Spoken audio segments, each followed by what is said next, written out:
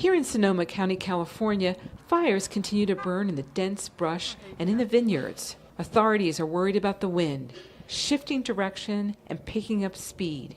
But Dave Larson of Glen Ellen, California, went back home to look for his cats and see if his neighbor's home still stood. It was his lightest day because the fire was so big behind my house. I had intentions of staying and fighting the fire, but there were embers the size of a toolbox or a wine barrel that were falling everywhere, and I quickly just grabbed the most important things that I could think of, which was not much at all: my ID, my passport, and the cash that I had, and spent the rest of my time looking for my cats.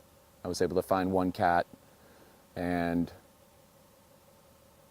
I got in my car and left, and that was it. And I came back 3 hours later, and everything was gone. Absolutely everything was gone. This, to me, is like a nuclear bomb has gone off. Fires still burn, and there are downed power lines everywhere. Today, the goal is to stomp out flare-ups before they can build up momentum. Firefighters came from miles away to help out. We have red flag warnings for wind, and with all the multiple fires that we have, they're expecting them to all burn together into one large fire today.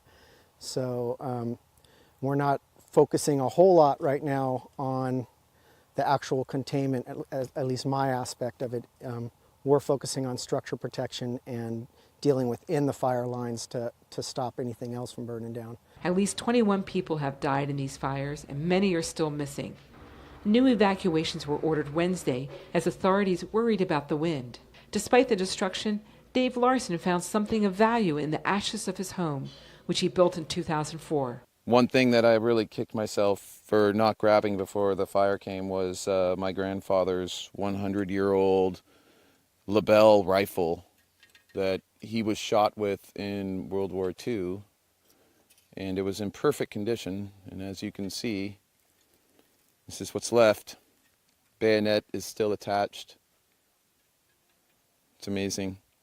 It was still sitting right next to my flat screen TV, which is also completely melted. It will be weeks before the full extent of the damage here is known and what it will take to rebuild.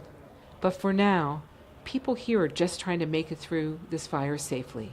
Michelle Quinn, VOA News, Sonoma County.